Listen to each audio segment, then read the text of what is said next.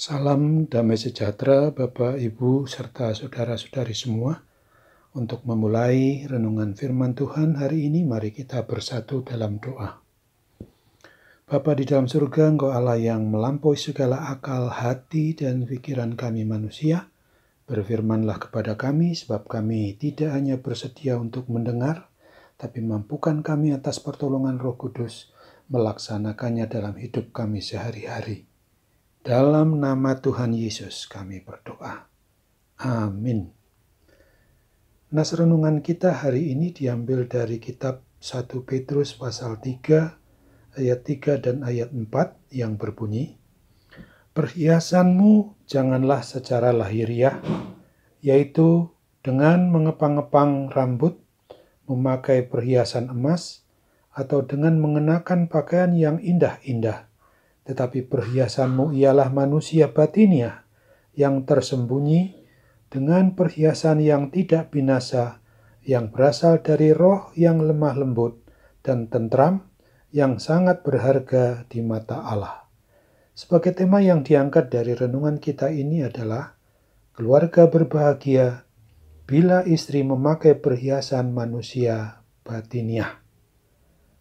Nas renungan firman Tuhan hari ini mengajarkan dan mengajak orang yang beriman percaya kepada Kristus, yang berdiaspora atau yang menyebar berada di perantauan ke seluruh dunia, baik dulu maupun kita pada masa kini dan di sini dimanapun kita berada, agar seorang istri yang mengatur keluarga atau selaku ibu rumah tangga agar jangan mementingkan untuk mengejar dan mengutamakan hanya memelihara kecantikan tubuh pada sisi jasmaniahnya yang memang tidak boleh diabaikan begitu saja, itu pasti akan layu dengan bertambahnya usia.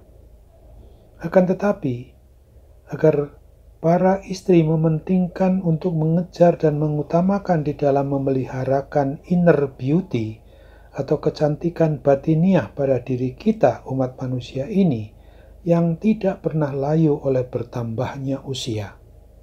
Yang dimaksud dengan inner beauty atau kecantikan batiniah istri itu adalah suatu sifat hidup yang penuh kebahagiaan, yang meluap keluar dan yang mampu membahagiakan seluruh isi hidup keluarga atau rumah tangganya dan juga orang lain, baik pribadi atau keluarga yang berkaitan dengan dirinya selaku istri yang bersama-sama suaminya adalah orang tua terhadap anak-anak di tengah keluarganya masing-masing.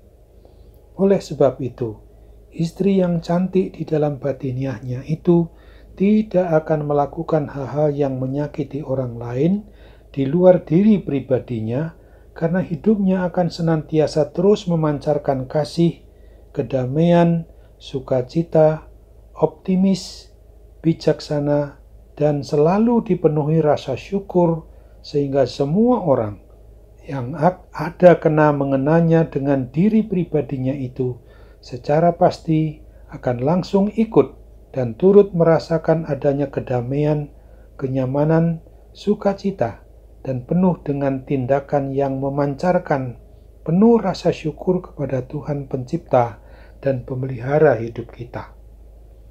Demi untuk menjaga agar hidup sebagai seorang istri yang baik dan yang takut akan Tuhan Yesus Kristus, yang berharap kepadanya, supaya semakin cantik terus keberadaan sisi manusia batiniahnya, bisa dan dapat memulainya terus dengan menjaga hidup baru, yaitu hidup yang metanoia, bertobat meninggalkan hidup yang lama, yang dipenuhi dosa itu, untuk tetap mau melekat terus-menerus berhubungan erat dan mengasihi Tuhan, Raja dan Kepala atas keluarga orang yang beriman percaya kepadanya.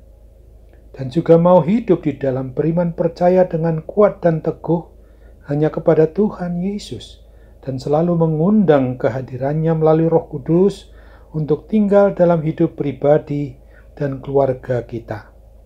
Kita harus yakin dan percaya bahwa Tuhan Yesus akan memampukan istri bersama suami dan anak untuk menghasilkan buah-buah yang mencerminkan cinta kasih Tuhan Yesus. Semakin cantik ayunya manusia batiniah seorang istri, maka akan semakin lebat buah yang akan terus dipancarkannya. Ingatlah firman Tuhan yang dituliskan dalam Amsal 31 ayat 28 dan ayat 30 ini. Anak-anaknya bangun dan menyebutnya berbahagia, pula suaminya memuji dia. Kemolekan adalah bohong dan kecantikan adalah sia-sia, tetapi istri yang takut akan Tuhan dipuji-puji. Selamat memberlakukan hidup yang mau memakai perhiasan manusia batiniah di dalam kehidupan sehari-hari. Amin. Mari kembali kita bersatu dalam doa.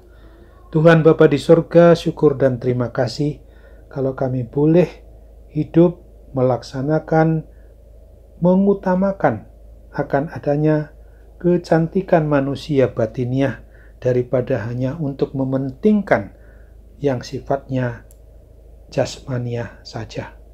Karena kami harus sungguh-sungguh berserah kepadamu dalam pertolongan Roh Kudus. Dalam nama Tuhan Yesus kami doakan juga mereka yang dalam posisi dihinggapi sakit penyakit apapun juga, terutama karena gangguan penyakit pandemi COVID-19 ini. Tuhan tolonglah mereka Bapa untuk memungkinkan melalui sarana dari obat yang dipergunakan, melalui diagnosa tangan para medis maupun dokter, memungkinkan mereka cepat sembuh.